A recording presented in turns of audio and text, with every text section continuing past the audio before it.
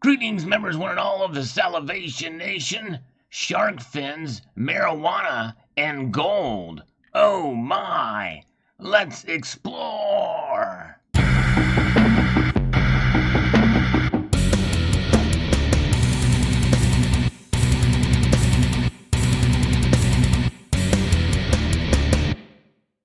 Yes, several members of the community have sent me information about this news story here. There's two different articles here we're looking at, and it looks like there's been a big bust in a trafficking case between wildlife, shark fins, precious metals, and drugs. So this is very interesting indeed. This comes from us from Fox 28 Media. 12 people are under indictment in a nationwide bust involving an investigation into drug and wildlife trafficking. The U.S. Attorney's Office announced the indictments Thursday, saying the charges involve international trade of illegal wildlife products, marijuana trafficking, and money laundering. Two businesses in Florida and California were the target of the bust, known internally as Operation Apex.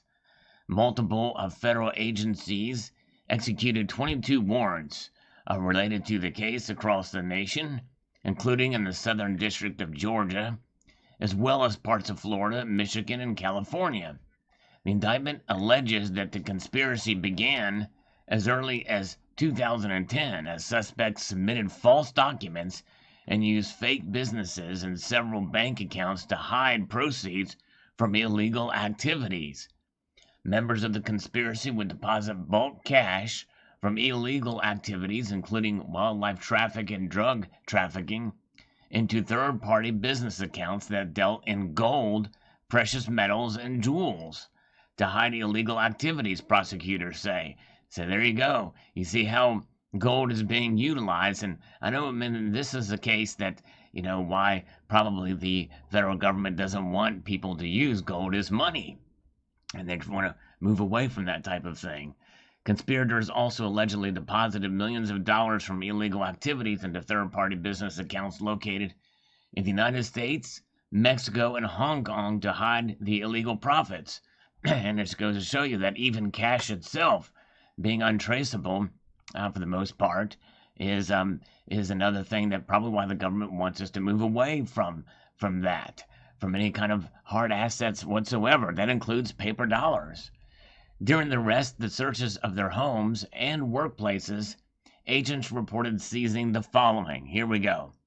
More than $3.9 million in multiple bank accounts, approximately $3 million in gold, silver, and other precious metals. Wow. There you go. Amazing.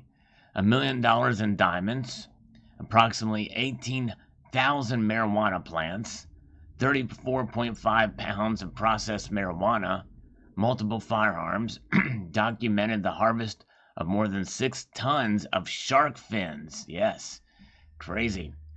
18 totoaba fish bladders, a delicacy in Asia harvested illegally from endangered species. The indictment charges 12 defendants and 2 businesses with mail and wire fraud conspiracy to possess with intent to distribute controlled substances, and money laundering conspiracy. The charges carry potential penalties of up to life in prison, where there is no parole. And so it looks like they've got a whole slew of people here you can see in that list. Fearless and aggressive law enforcement brought an end to this sprawling transnational conspiracy. In the end, the size of the conspiracy was overwhelmed by a coordinated law enforcement effort to infiltrate, document, and dismantle it, said U.S. Attorney Bobby Christine. United with our partner agencies, we have shut down an operation that fed a seemingly insatiable overseas appetite for illegally traded wildlife and seized ill-gotten assets derived from that despicable criminal enterprise. Now here, in this article from UPI, you can see a photo of the shark fins here. 35 tons of shark fins have been confiscated by federal authorities since 2016. And it says that this agency law enforcement operation busted this shark finning and drug trafficking conspiracy, and they got the gold. And there in this, just another article basically saying here about how much this was, about 18,000 marijuana plants, 34.5 pounds of processed marijuana, and multiple guns were also retrieved from the searches. So guns were involved as well. And yes, and here it says millions and millions of dollars in cash, millions and millions in gold, millions in diamonds, tens of thousands of illegal plants, and that is a one-day snapshot of what we believe to be a decade-long conspiracy, Christine said. There's a 37-page indictment, and just tells you how far-reaching this was, and how it began so long ago.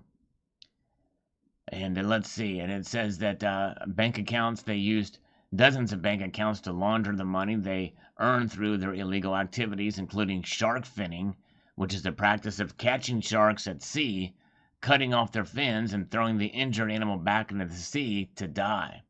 So it's obviously very cruel, and it's aimed in supporting the demand for shark fin soup, an Asian delicacy, the indictment said.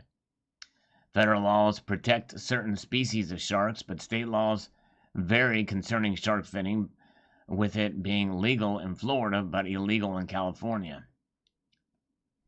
And, the indictment states that the Wu Gang used the Florida shark fin business as a front for the California company, which would ship the fins to Hong Kong. And I believe if you're going to do that, if it's legal, they should be humane about it. This is a horrible way for an animal to have to die.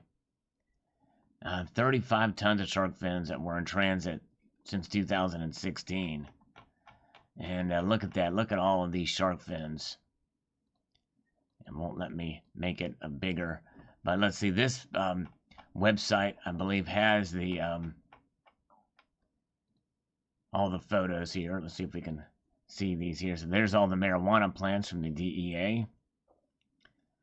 There's the evidence. There's shark fins there. They can see there, and other wildlife. I don't know what those are. Those look like, I don't know what those could be. Crustacean. There's more plants that have been uprooted there, it appears. And there is a room full of marijuana plants. There it is after it's being processed. A lot of dope there for sure. But no gold. They're not showing us the gold. But there it is. Fascinating indeed. It is quite a operation that they have now put a stop to, which is good. And there you have it. Thanks again. Miles and Tessa Cunningham were the two that sent this to me.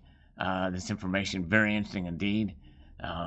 So post your thoughts below about this operation. It just goes to show you this is another lesson on how gold, and really in a sense cash, is pretty much untraceable. That's how they hide their operations. So people do use it for illegal, nefarious purposes, obviously.